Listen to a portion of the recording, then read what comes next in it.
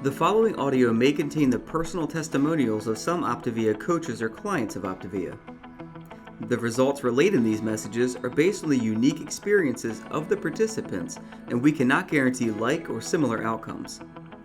While you may be inspired by these accounts, please note that any stories of success have not been verified and your individual path to optimal health will vary.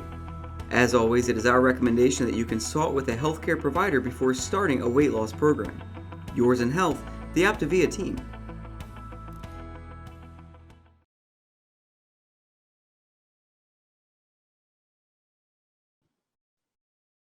Welcome everyone to the Habits of Health webinar. I'm Amber Smithson, certified OPTAVIA coach, and I'm so excited for everyone who's joining us this week. We have a great night planned for you. And before we get going, just go ahead, if you're on live, if you're joining us live, go ahead and shout out in the chat and let me know where you are from, where you're joining us tonight. And the cool thing about the Habits of Health webinars is that we get people who join us from all walks. You might be an OPTAVIA client. You might be an OPTAVIA coach. You might be a health professional, or maybe you're just somebody who's looking into OPTAVIA, seeing what we're all about. Either way, we want to welcome you onto the call. And in addition to that, we have people who join us from all kinds of different phases of their health journey. You might be in a weight loss phase and working on getting that extra weight off. You might be in transition, or you might be in optimization phase. That's what we call after the weight loss, because we're never done, we're never maintaining, staying the same. We always want to strive to get better and better. So let's see, I see people from Utah, San Diego, from Florida, Virginia, Alabama. So we have people joining us from all over the country, which is really fun and exciting. So before we get going, I thought it would be really fun to bring a couple of the OPTAVIA community, we call them the OPTAVIANs, all of us together, and just see who has a win of the week. Who has something that maybe it's a non-scale victory, maybe it's something that you're really excited about that you're learning. So I asked a few people to come on to help us. So I'm going to throw it over to Dr. J.C. Dornick. I'm going to unmute you. Oh, we're unmuting each other. Okay, there we go. Awesome.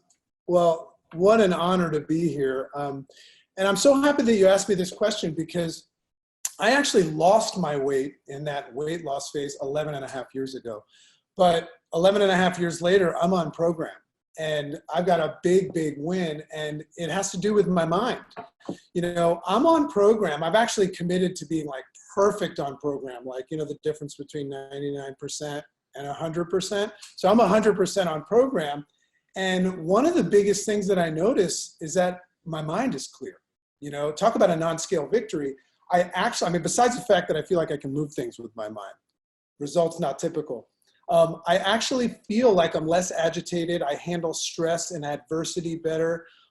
So that's a big, big win for me. Being on program, I never thought that it would just affect my mind so much. I love it, JC. Lois, I'm seeing Lois on. Why don't you go ahead and take yourself off mute and tell us what is your win of the week? So my win of the week is actually participating in a new, I guess you can call it a sport for me. I've been going to a Pilates group class and not being embarrassed in front of the younger women who are so capable of doing all the abdominal exercises and all the things that I've really kind of ignored in the last few years. And I feel terrific because I have a sense of accomplishment. I'm really able to, you know, not be afraid to participate in a group and have people staring at me and saying, well, she can't keep up. And I just love trying new things. So for me, that's a great accomplishment. I love that, Lois. What a great win. Going to, branching out, doing something new and feeling really confident. Okay, I'm going to throw it over to Donna. Donna, go ahead and take yourself off mute and let's hear your win of the week, or your husband. Maybe he's got one too. Thank you so much, Amber. I actually, like JC, for me, it was 7 years ago that I lost the weight part of my journey, getting the fat out of my head. has been a continuous part of the journey. And one of the really fun things, kind of tagging on what Lois has been doing with abs, is planking. So I put out this competition idea, this plank challenge. And so it's been really, really fun to do accountability and check-in using social media to do that and just strengthen our core and be true to the commitment we've made to ourselves to continue to be stronger in body and mind, because those things go together. And Dr. J has truly been the inspiration for me to keep going, because he'll just push me to the limits a little bit beyond further than I thought that I could go, which is a great thing that we get to do as health coaches all the time with our team. And I would suggest nobody competes against her, because she goes for like a half hour. I've seen this done and actually timed it for her. It's beyond crazy. Wow. Okay. I am impressed. I'm very impressed. Okay. I'm going to throw it over to Jeremy. Jeremy, go ahead and take yourself off mute and tell us maybe one win of the week for you. My win of the week has been training with consistency for the last 2 weeks. And I had a situation where my family and I were living in a hotel for a long time and really wasn't consistent with anything. I cleaned out my basement. We're back in our house. I've been training. The only problem is I've been doing Donna's plank challenge too, so I can hardly support myself sitting, and it's tough brushing my teeth because I'm so sore, but it's a good sore. I love it. You know, you're working out hard when you need those like handicap like bars on the side of the toilet. Okay, we won't go into that. All right, well, thanks so much. We just wanted to get some inspiration at the beginning, get our juices flowing. Go ahead and feel free to post your win of the week in the chat. We'd love to hear it so that we can have some more inspiration. Now, if you aren't joining us live, you might miss the chat, but that's okay. You can follow us on the OPTAVIA YouTube channel or on the Habits of Health podcast. So let's go ahead and get going into our topic this week, which all month, the month of September, we have been doing a series on a 4-part series on the 4 components of our program. And this week, we're talking about the habits of health. And I have the lovely Lisa Castro with me co-hosting tonight, and we're gonna be able to hear a lot from her as well. So just as a review, the first 4 weeks, or the last 3 weeks, sorry, we've been talking about some of the other 4 components of our program. And I like to think of it like a 4-legged stool. Now, if you have a 4-legged stool, but you're missing some of those legs, it's really not a very stable stool. So our 4 components are our community, our feelings and our programs, the health coach, and then today we'll be talking more about the habits of health, which is our curriculum. Now, Dr. A's beginnings, if you're wondering, where did the habits of health come from? What's the backstory behind it? We're gonna fill you in just a little bit. Now, Dr. Wayne Scott Anderson, he was the valedictorian of his graduating class in medical school at the University for the Health Sciences in Kansas City. Now, he graduated top of his class. This guy, he is smart, he is with it, he is current. And he trained in open heart surgery at Cleveland Clinic. He was the 10th physician board certified in critical care, in fact, and he directed the surgical critical care program at Grandview, was chairman of the Department of Anesthesiology for 18 years. And in 2000, he decided, you know what? I think I'm gonna leave my hospital-based practice. Now, if you look to the right at the bottom, you'll see a picture of Dr. A, his sweet wife, Lori, and his 2 girls, Savannah and Erica. And Dr. A really found that as he was having this really successful medical career, he was seeing that he was saving a lot of lives, he was doing a lot of good, but he didn't have as much time to spend with his family, which was really important to him. He mentioned to me one time that some days he'd wake up in the morning and peek in on his girls and head off to work to save lives, and then come home, they'd already be in bed, and peek in on them again.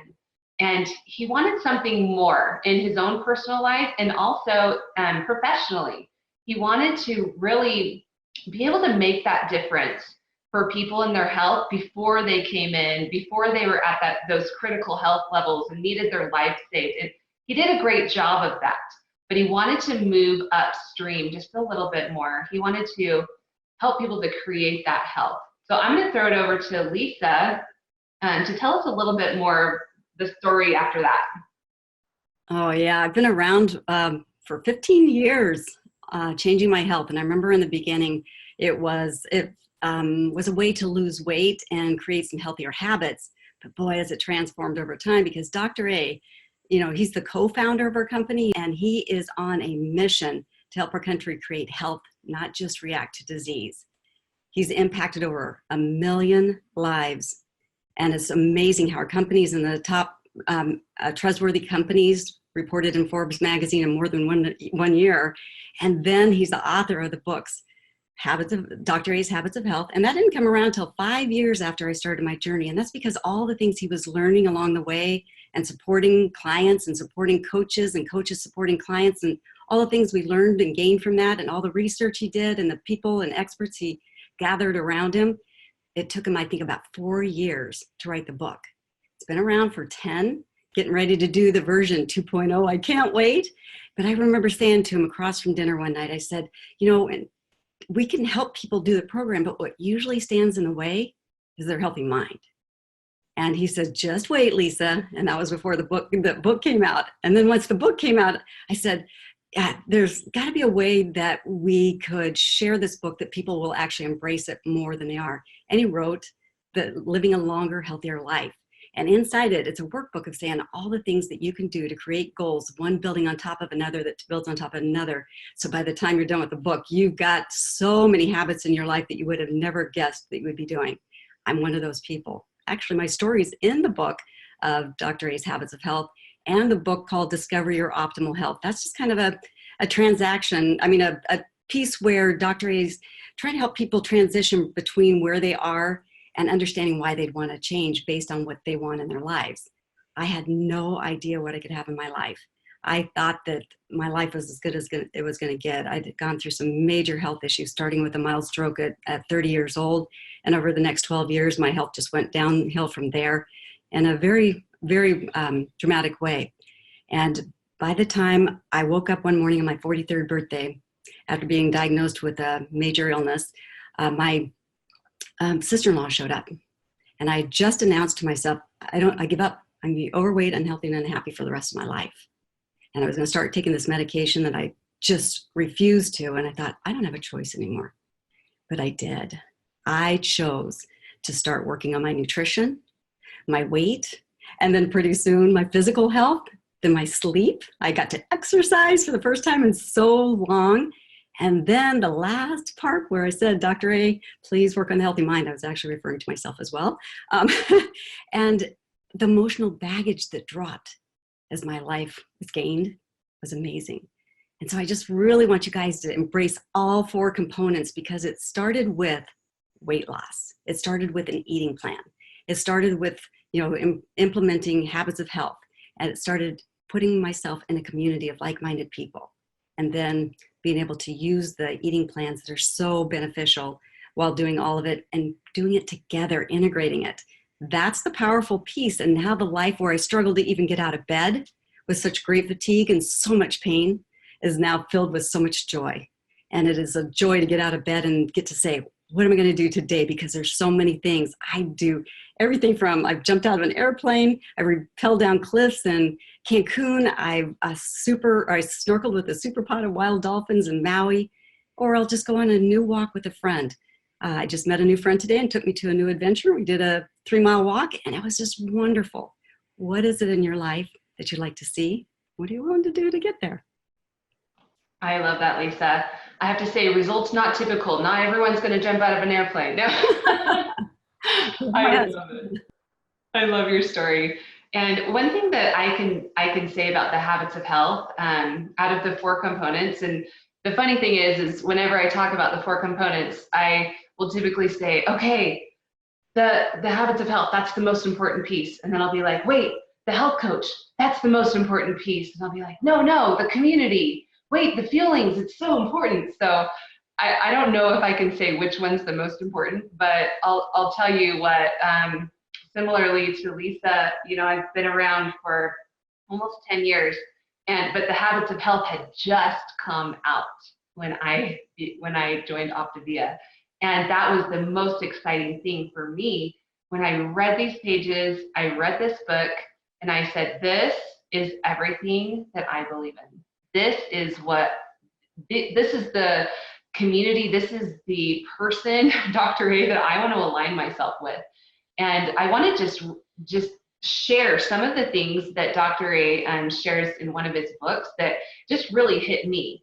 It's this concept of surviving versus thriving. There are so many people in this country and in this world who they think that if they're not sick, then they're well. But there's this middle ground. It's the non-sick that I learned about in Dr. A's book that made a lot of sense to me. That just because we are not sick yet doesn't mean we're thriving. So here's some statistics with you that I want to share with you that were just so mind-boggling. So the first one is 90% are non-sick with unhealthy choices heading them towards disease. That's in our country right now, 90%. So they might not be sick yet, but their current choices are taking them in that direction. Another one is the medical industry. It's focused on sick care, not health care. And this is so important to understand. And, you know, Dr. A, one of the top physicians in the country, he'll be the first one to say, if you get in an accident or you have a major, disease or illness going on, we live in the best country in the world for our medical system. I mean, it's fantastic. They're gonna patch you right off and send you on your way. But they're not necessarily focused on creating health. They're more focused on reacting to disease. And that's just how it is. The US spends over $2.3 trillion per year on healthcare. 500 billion of that is spent on pharmaceuticals. And this is the interesting thing. The United States makes up less than 5% of the world's population, yet we make up almost 50% of the global market for prescription medication. I mean, it's just nuts how much that our medical system, it revolves around prescribing medicines, prescribing different prescriptions rather than really focusing on helping people. What are the habits? What are the daily things that we can do for you so that your body can start to function better, so that you can really start creating that health that you really want? So Lisa, I want to throw it over to you. Oh gosh, the weight management, like you were saying, we can stay at the same weight, but working on creating optimal health is the wonderful thing. I just love that. A lot of people, they struggle, they lose weight, they gain it back. I never got to a goal weight until we started our program. And then I went way beyond what I ever thought possible. So weight management. The healthy mind piece of it, I mean, I would say that that's one of the biggest things, because I find that our body will follow where our mindset is. And really what we're seeing on the outside, it's just an indication of where our habits are. I'm thinking with back in the day, eating consisted for chocolate for breakfast, chocolate for snack, lunch, dinner, and dessert. Sometimes I'd actually eat real food. I mean, it was bad. And I drank very little water. So I was in a constant state of dehydration, wondering why I wasn't doing so well. That next one I wasn't even capable of doing. It would cause a flare and put me in bed. Motion. Now it's one of my favorite things of all to do. How are you doing with your sleep, Amber? Sleep is probably my favorite macro habit. I personally, I'm coming up on my 3-year anniversary of brain surgery. And I tell you what, your body needs recuperation. And I learned that really quickly after my surgery. And I make it a priority. I mean, there's so many times where people say, oh, I wish I could get more sleep, but it's just not possible. And for me, I found that I have to prioritize it. It's amazing when you go through something major like that you find out how important that recuperation time is. So sleep, that's high on my list. Well, the healthy surroundings are also a key component. We don't think about even just loose rugs around the house. You could trip on them. I did something that was really challenging. I danced and I actually pulled a calf muscle or tore a calf muscle. I'm just kidding. I would not give up dancing. I love it with my husband. But, looking at your surroundings, are you doing things that are safe that maybe jumping out of a plane is not? But I do work on things that I'm going to be watching how I maybe have electrical things around water, just really, truly a safe environment. Well, we should probably specify you did jump out of the plane with a parachute, right? That is true. I actually jumped with an experienced sky jumper because you have to, that would have been stupid. And I have worked on my brain a little bit more than that, I think. Okay, I love it. So one of the other major things that we learned about in the Habits of Health is that health is about choice. Mm-hmm. And when I read this chapter about making a fundamental choice, it really was, it was so important to me. It really hit me hard. And since, in the last year or so, I've had a lot of time to really ponder on this. And a lot of times, we might be helping a client or you yourself are struggling with kind of what we call staying on the wagon. I'm always like, what's this wagon? Like, there's no wagon. You don't fall off of it. You don't get onto it. It's a fundamental choice. Have you made that fundamental choice that you are striving for optimal health?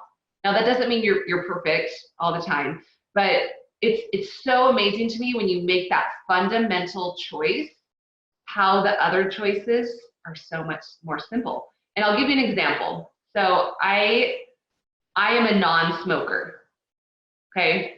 Never in my life have I been tempted by smoke. I think it just smells gross. I'm like, it kills you. It's expensive. I don't know what the draw is, but there are a lot of people in our country that it's hard. It's hard to quit. Hard to make that leap. There's addiction there, but they started at some point too.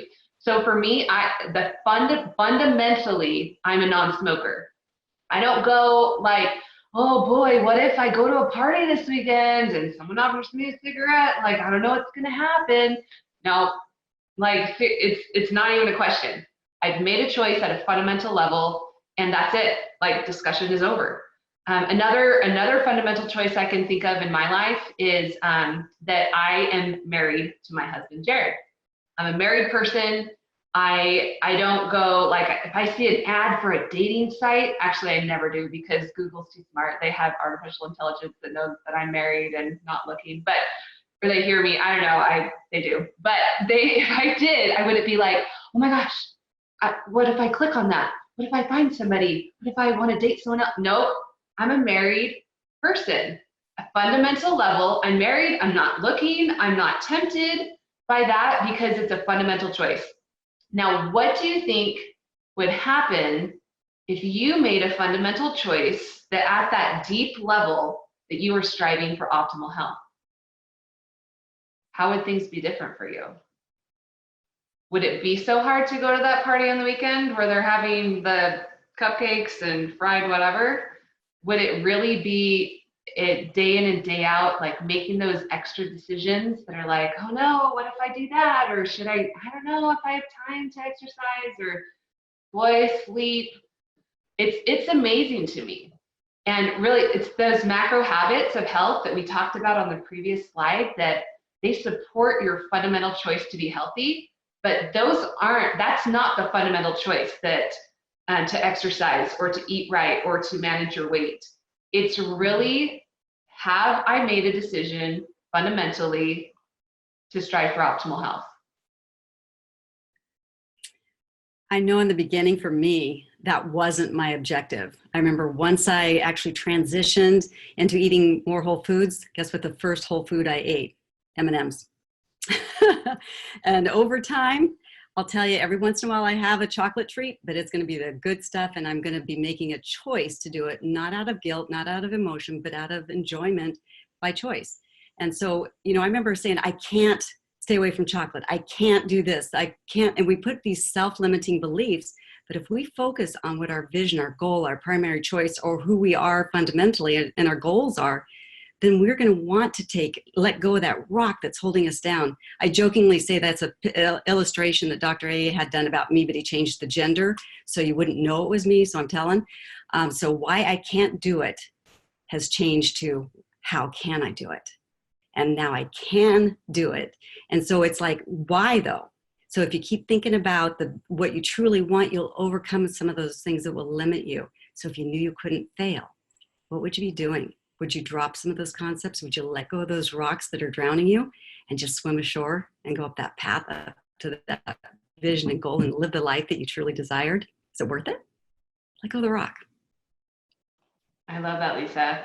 It's so true. And, you know, you might say, well, it's not as simple as that. It's not as simple as making a fundamental choice. It's not as simple as just letting go of those rocks that we hold. But the question is it? Is it that simple? Is it as easy as saying, no, I'm making a choice? And it's interesting. Here, you know what? I'm going to skip and go to my picture real quick. I might go back with time. But here's my picture. And, you know, I wish that our before pictures, that before and after that we share, could show what happens on the inside, what happens like to our mind. I always say that. I wish that we could show that, because I remember all too well how it was like, I'm a foodie. Like I can't get healthy. Like I just like food too much. Or every single family party revolved around what are we going to eat, or what are we going to make, or what delectable thing are we going to bring? Or I can't just not be a foodie. Every single pie contest I enter, I win. Like I have to win. There's all these concepts that swirl around in our heads. But I remember that day when I sat in the doctor's office, and just like a routine type checkup, and the doctor said, you have high cholesterol. Your blood sugars are pre-diabetic levels. You're overweight according to the BMI. All these things that the doctor's telling me and that are coming at me. And I knew that was like a turning point for me. And I knew that it was time to make a decision. And I, at the time, had 2 small children, 2 boys. And I said, Amber, you want to be around for these kids. And you want to be the kind of mom that's active, that is fun, that is running around, going to the park with your kids. You want to be that mom. And like in my head, it just, a switch flipped. And I remember I would go to family parties. My mother-in-law would give me the worst time ever.